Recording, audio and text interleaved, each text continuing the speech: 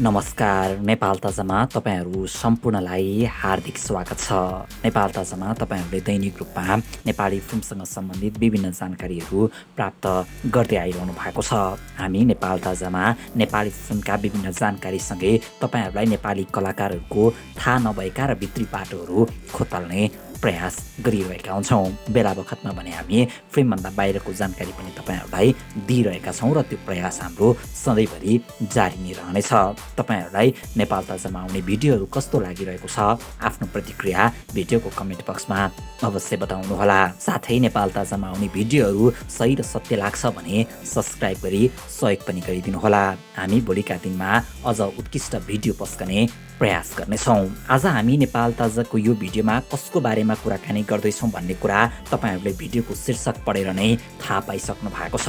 आज हामीले एक समय पोर्न स्टार बन्छु भन्दै नेपाली मिडियामा चर्चामा रहेकी अर्चना पनेरुको बारेमा तपाईहरूलाई केही जानकारी दिँदैछौँ। नेपाली फिल्मकी अभिनेत्री समेत बनिसकेकी अर्चना पनेरु पछिल्लो समय चर्चामा नरहेकै कारण उनी के गर्दैछिन्, कहाँ छिन्, कसो गर्दैछिन्, के उनले पोर्न स्टार बन्छु भनेर जुन सपना बोकेकी थिइन् के त्यो पुरा भयो त? आज हामी यही सेरोफेरोमा रहेर तपाईहरूलाई अर्चना पनेरुको बारेमा केही विशेष जानकारी दिँदैछौँ। पोर्न स्टार हुँदै बलिउड प्रवेश गरेकी अभिनेत्री सनी लियोनीबाट प्रभावित हुनेहरू धेरै छन् र तीमध्ये एक हुन् अर्चना पनेरु।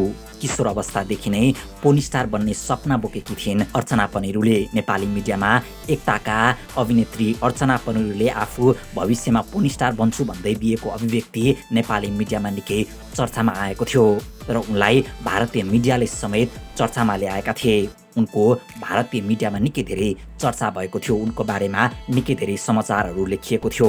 भारतीय वेबसाइट उज्जवल प्रभातले अभिनेत्री अर्चना पनेरुको बारेमा समाचारमा नेपाली सनी लियोनी भनेर अर्चना पनेरुलाई उल्लेख गरेको थियो। भारतको चर्चित अनलाइन बलिउड भास्करले पनि अर्चना पनेरुको बारेमा एउटा लेख नै लेखेको थियो। यी दुवै वेबसाइटमा अर्चना पनेरुले सोसल मिडियामा आपत्तिजनक तस्बिर राखेर चर्चामा आएको उल्लेख गरेका थिए। वेबसाइटमा अर्चनाले भीमदत्त स्थित लिटिल बुद्ध स्कुलबाट कक्षा 10 सम्म पढाइ गरेको र त्यसका अतिरिक्त उनी Mahendra prince and princess beauty कन्टेस्टकी सेकेन्ड रनर अफ रहेको समेत उल्लेख गरेको थियो। वेबसाइटले इन्टरनेटमा अर्चना र उनकी आमा सुनिता पनेरुको थुप्रै आपत्तिजनक तस्बिरहरू इन्टरनेटमा प्राप्त हुने भनेर पनि उल्लेख गरेको थियो। उक्त दुई वेबसाइटमा प्रकाशित समाचारमा 2015मा सोसल मिडियामा नग्न तस्बिर सार्वजनिक भएपछि दुवै आमा छोरीलाई समुदायबाट निष्कासित गरिएको र त्यसपछि उनीहरू काठमाडौँमा बसाइ सरेको भनेर पनि उल्लेख गरेको थियो।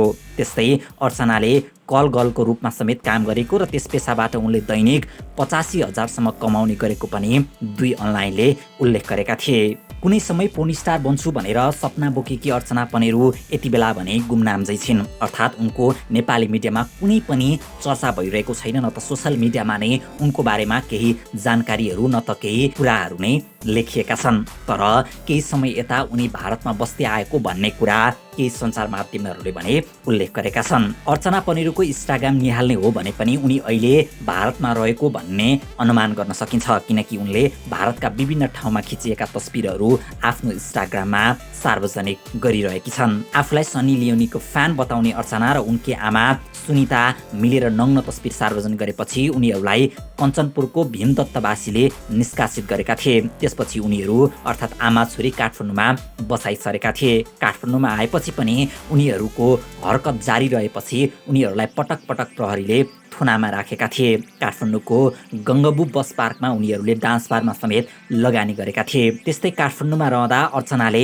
अमेरिकी नागरिक उल्फ प्राइससँग विवाह गरेकी थिइन्। विवाहपछि अर्चनाले आफूले पोर्न स्टार बन्ने सर्टमा ती नागरिकसँग विवाह गरेको समेत बताएकी थिइन्। तर उल्फलाई यौन दुराचारको अभियोगमा प्रहरीले पक्राउ समेत गरेको थियो। प्राइसको भाडाको घर बलम्बुबाट 200 ग्राम गाँजा, लागु औषध लगायतका सामग्रीहरू प्रहरीले बरामद गरेको थियो। उक्त घरमा उनले युवतीहरू राखेर यौन धन्दा चलाउँदै आएको प्रहरीले जानकारी दिएको थियो। अर्चना पनेरु र उनकी आमा छोरीले उत्तेजक तस्बिर र भिडियो सार्वजनिक गरेपछि उनीहरूको चर्चा भारतमा समेत भएको थियो। केही भारतीय मिडियालाई अर्चनालाई नेपालकी सनी लियोनीको संज्ञा दिएका थिए। यी आमा छोरी अहिले भारतको मुम्बईमा बस्दै आएका छन्। अर्चना पनेरुले पनि भारतका विभिन्न ठाउँमा खिचिएका तस्बिरहरू इन्स्टाग्राममा पोस्टाइरहेकी छन्। बुझे अनुसार अर्चनाकी आमा छोरी मुम्बईमा बस्न थालेको निकै लामो समय भइसकेको छ। अर्चना पनेरुले आफू भविष्यमा पोर्न स्टार बन्छु भन्दै सामाजिक सञ्जाल मिडियामा बताइरहेकी थिइन्, तर उनले लामो समयसम्म आफ्नो सपना पूरा गर्न सकेकी थिएनन् र उनलाई सामाजिक सञ्जालमा धेरै प्रशंसकहरूले पोर्न फिल्म कहिले हेर्न पाइन्छ, कहिले आउँछ भनेर सोध्ने गरेका थिए। अर्चनालाई केही वर्ष अगाडि एक फ्यानले लाइभ भिडियोमा कमेन्ट गर्दै भनेका थिए, तिम्रो पोर्न फिल्म पर्खँदा बुढो हुन लागे, हेर्न नपाई मर्छु के क्या हो। अर्चनाले पोर्न फिल्मको तयारी भइरहेको र केही समयमा सार्वजनिक हुने भनेर पनि जानकारी गराएकी थिइन्। उनले भनेकी थिइन्, मेरो एडल्ट फिल्म सियोर आउँछ, अब 2-4 वर्ष पर्खिनुहोस् न, म तयारी गर्दैछु।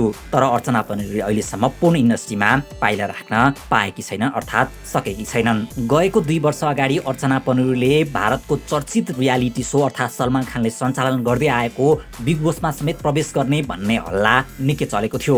अर्चना पनेरूले मुम्बई बस्ने क्रममा आफू बिग बोसमा जान लागेको भनेर विभिन्न सञ्चार माध्यममा जानकारी गराएकी थिइन्। बिग बोसमा प्रवेशको बारेमा केसम्म चर्चा चलेको थियो भने अर्चना पनेरूले सुरुवातदेखि नै बिग बोसमा जानका लागि सङ्घर्ष गरिरहेको वा त्यो प्रयास गरिरहेको, तर उनले प्रयास गर्दासम्म प्रतियोगी छनौट भइसकेका कारण उनलाई वाइल्ड कार्ड इन्ट्रीको माध्यमबाट बिग बोसमा प्रवेश गराइने भन्ने पनि चर्चा चलेको थियो, तर उनले बिग बोसमा प्रवेश गर्न पाएकी छैनन्। अर्चना पनेरूले नेपाली 2 फिल्म खेलेकी छन् भने केही म्युजिक भिडियोमा अभिनय समेत गरेकी छन्। उनले जब आफू भविष्यमा पोर्न स्टार बन्न चाहन्छु र आफ्नो पोर्न स्टार बन्ने सपना रहेको भनिरहँदा उनको जुन चर्चा थियो त्यति बेला त्यसलाई क्यास गर्नका लागि थुप्रै निर्माताहरूले फिल्ममा लगानी गर्न खोजे। उनले 2 फिल्ममा काम पनि गरिन् र केही म्युजिक भिडियोमा अभिनय पनि गरेकी छन्। अर्चना पनेरूले छेस्को र जिस्म नामक फिल्ममा नेपाली फिल्ममा अभिनय गरेर आफूलाई नेपाली फिल्मकी अभिनेत्रीको रूपमा चिनाइसकेकी छन्। भलै उनका यी 2 फिल्म बक्स अफिसमा असफल भए। यी 2 फिल्म असफल भएपछि अर्चना पनेरूलाई नेपाली निर्माताहरूले फिल्ममा लिएर लगानी गर्ने आँट गरेनन्। न त अर्चना पनेरूले ती 2 फिल्मपछि अरू फिल्ममा नै काम गरिन्। जति बेला अर्चना पनेरूको नेपालमा चर्चा भएको थियो त्यसबेला भारतीय मिडियाले अर्चनाको रेट समेत तोकेको थियो। अर्चनाले एउटा फिल्म गरे बापत 4.5 करोडसम्म लिने गरेको भनेर उल्लेख गरेका थिए, तर यसमा कुनै पनि सत्यता थिएन। उनले 2 फिल्म लगभग 2 लाख 3 लाखको आसपासमा काम गरेको भनेर बजारमा चर्चा चलेको थियो, अर्थात् जिस्म र छेस्कोमा अभिनेत्री अर्चना पनेरूले 2-3 लाखमा काम गरेको भन्ने चर्चा छ। अर्चना पनेरूलाई 2074 असोजमा प्रहरीले मदिरा सेवन गरेको अवस्थामा र होहल्ला गरेको भन्दै प्रहरीले मध्यराति 12 बजे पक्राउ गरेको थियो। सीमा नै नागेर हल्ला गरेपछि उनीहरू दुवै आमा छोरी अर्थात् अर्चना पनेरू र सुनिता पनेरूलाई प्रहरीले पक्राउ गरेको थियो र केही दिनपछि छाडेको थियो। तपाईहरुलाई एउटा रोचक जानकारी के गरौँ भने अर्चना पनेरू जति बेला चर्चामा थिइन्, जति बेला उनले आफूलाई पोर्न स्टार बन्छु भन्ने जुन सपना मिडिया र सामाजिक सञ्जालमा साझेदार गरिरहेकी थिइन् त्यसबेला उनले सामाजिक सञ्जालमा निकै अश्लील खालका निकै आपत्तिजनक तस्बिरहरू सार्वजनिक गर्दै आइरहेकी थिइन्। तर जब उनले विवाह गरिन् त्यसपछि अहिले भारतमा बस्दै आएकी छिन्, त्यसपछि भने अर्चना पनेरूको शरीरमा छोटा कपडाले स्थान पाउन छाडेका छन्। अहिले इन्स्टाग्राममा अर्चना पनेरूले पोस्टाएका फोटोहरूमा उनलाई आङ ढाक्ने कपडामा देख्न सकिन्छ, अर्थात् यो भनौँ अहिले अर्चना पनेरू संस्कारी भएकी छन्। भारतमा गएर उनले विवाह गरेको भन्ने पनि चर्चा चलिरहेको छ। उनले सामाजिक सञ्जाल इन्स्टाग्राममा पोस्टाएका केही तस्बिरहरूबाट पनि यो बुझ्न सकिन्छ कि अर्चना पनेरूले अहिले दोस्रो घरबार जोडिसकेकी छन्। केही तस्बिरहरूमा उनको सिउँदोमा सिन्दुर पनि देखिएको छ र अर्चना पनेरूले आफ्नो टिकटकमा श्रीमानसँगका केही टिकटक भिडियोहरू पनि बनाएकी छन्, तर अर्चनाले श्रीमानको अनुहार भने देखाएकी छैनन्। दोस्रो विवाह गरेपछि अर्चनाको शरीरबाट छोटा कपडाले बाई नै गरेका छन्। जति बेला अर्चना पनेरूको नेपालमा निकै धेरै चर्चा भइरहेको थियो त्यसबेला अर्चना पनेरूले एक अन्तर्वार्तामा आफू नेपाली फिल्ममा 3 वर्षसम्म काम गर्ने र त्यसपछि पोर्न इन्डस्ट्री अर्थात् पोर्न फिल्म गर्ने भनेर कुराकानी गरेकी थिइन्। त्यसमा अर्चना पनेरूले के भनेकी थिइन्, के प्रश्नहरू सोधिएको थियो, म तपाईहरुलाई त्यसको थोरै जानकारी दिन गइरहेको छु। एक अन्तर्वार्तामा अर्चना पनेरूलाई सोधिएको थियो चर्चामा आउनका लागि नाङ्गी नै पर्छ र अर्चनाले जवाफमा भनेकी थिइन् चर्चामा आउन केही फरक गर्ने पनि रहेछ, मैले पनि न्युड फोटो सेसन गरेपछि मात्र चर्चा पाएँ, मलाई यो कुरामा पछुतो छैन। अर्चनालाई पत्रकारले फेरि अर्को प्रश्न गर्छन्, पोर्न फिल्ममा अभिनय गरेर पोर्न स्टार बन्ने रहर व्यक्त गर्दा असजिलो महसुस भएन? अर्चनाले यसको जवाफमा भनेकी थिइन्, मैले अहिलेसम्म आफ्नो भविष्यको योजना मात्र सार्वजनिक गरेको हुँ, योजना सार्वजनिक गर्नका लागि मैले असजिलो मान्नुपर्ने कारण नै छैन।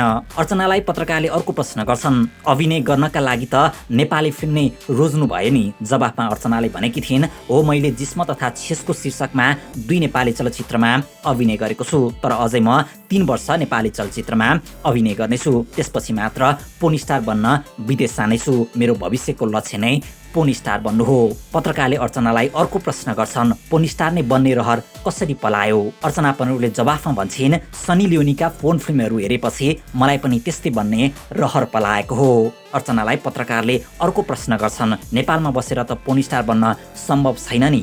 जवाफमा अर्चनाले भनेकी थिइन्, नेपालमा त यो सम्भव छैन, तर विदेश गएर भए पनि आफ्नो इच्छा पुरा गरेर छाड्छु।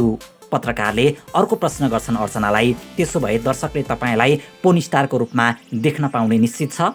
अर्चनाले जवाफमा भन्छन्, 100% निश्चित छ, तर त्यसका लागि केही वर्ष कुर्नुपर्छ।